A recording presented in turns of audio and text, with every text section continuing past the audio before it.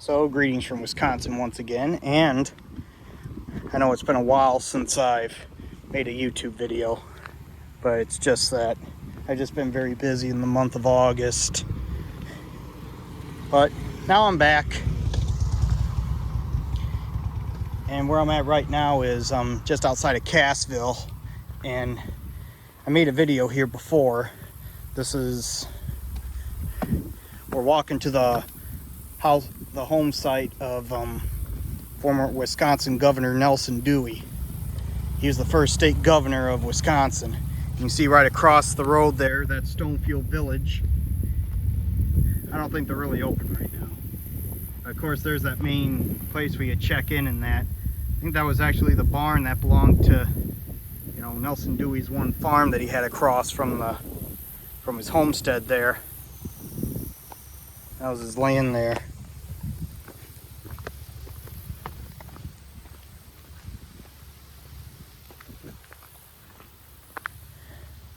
Yep, that was like the farm he had there, right there, across the street. And now that's present-day Stonefield Village Museum.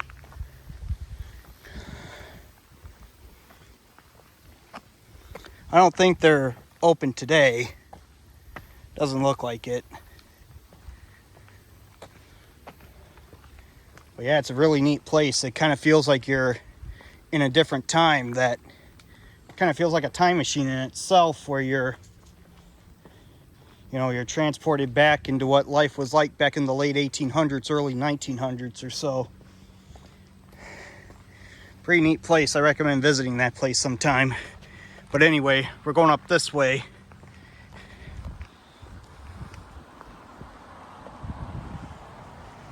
And this is the way to go to Nelson Dewey's house.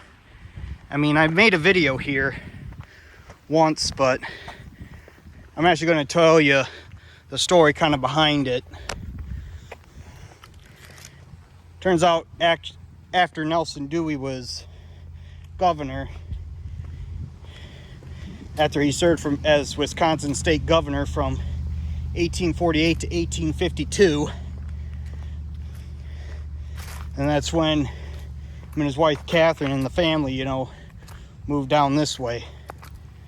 Nelson Dewey brought up all this land here, and it's where he built his house.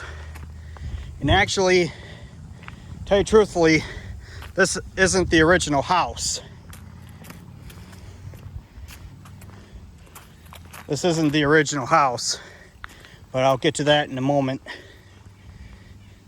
Of course, they lived here and everything was going great, and Nelson Dewey spent tons of great amount of money, with craftsmanship with these places here, like with the house here, and plus with the ice house and all that too. You can kind of see little attentions to detail. They got a little kind of steeple at top there, and that kind of stuff. He was a rich guy for being the former Wisconsin governor.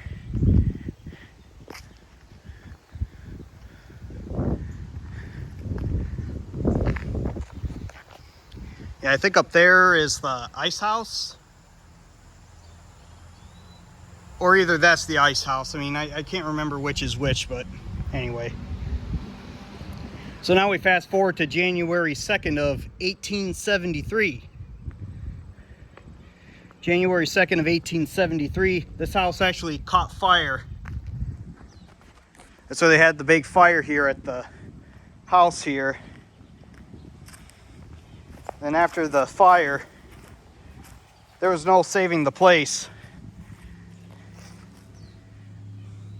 And Nelson Dewey pretty much lost almost everything in the fire.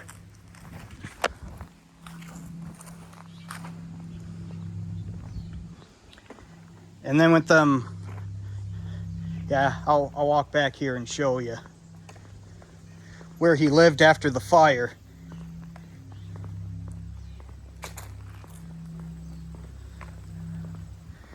And it turns out up there, that's where Nelson Dewey actually lived after after the home burnt down in 1873. And there are still some pictures. There are some pictures of the original house after the fire. And then it was like 12 years or so when the remains of the old house just sat there. And it was about like 1885 when somebody actually bought this place off foreclosure and then built this current house right here, you know, off the foundation of the original Nelson Dewey house.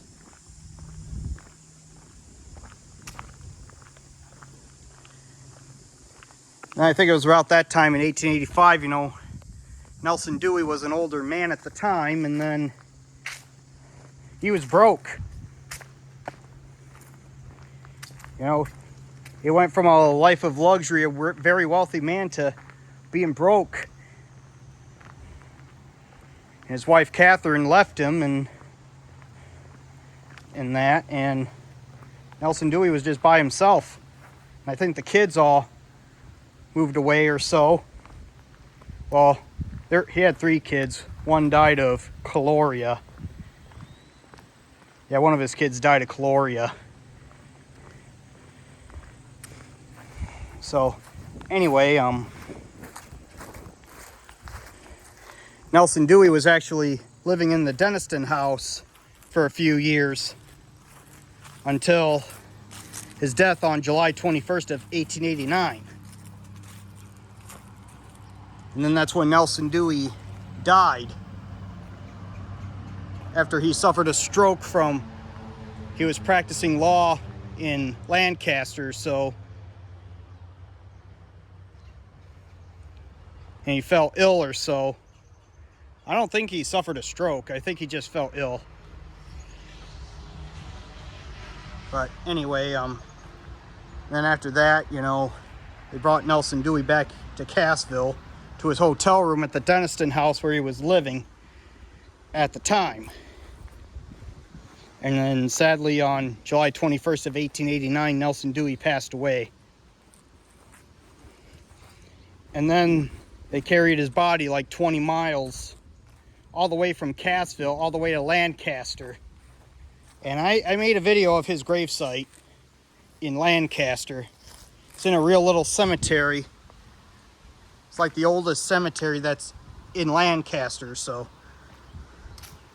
it's like a couple blocks south of the square where the Grant County Courthouse is. It's a couple blocks down that way. There's a little cemetery, and that's where Nelson Dewey's buried. Plus there's a big Wisconsin historical marker sign there right by his gravestone, so you really can't miss it.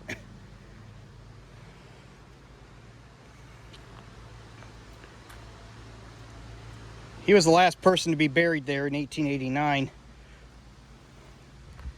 And the reason why he's buried there is because originally his son that died of cholera was originally buried there.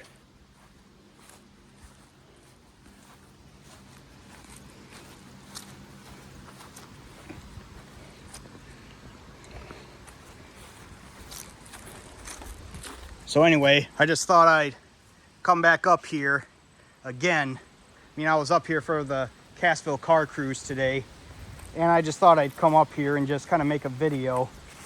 But I know I made a video here before, but I thought I actually would tell you the whole story about the fire that happened in 1873. And you know, with somebody buying this house off foreclosure and then building this house atop of the foundation of the original house,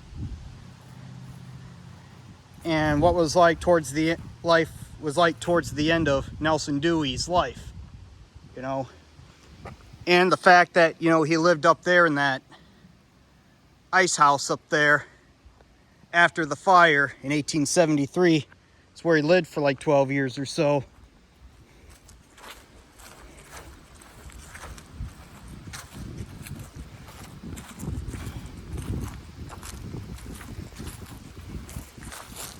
And Catherine Dewey, you know, she She lived a little while longer. She died in 1898. So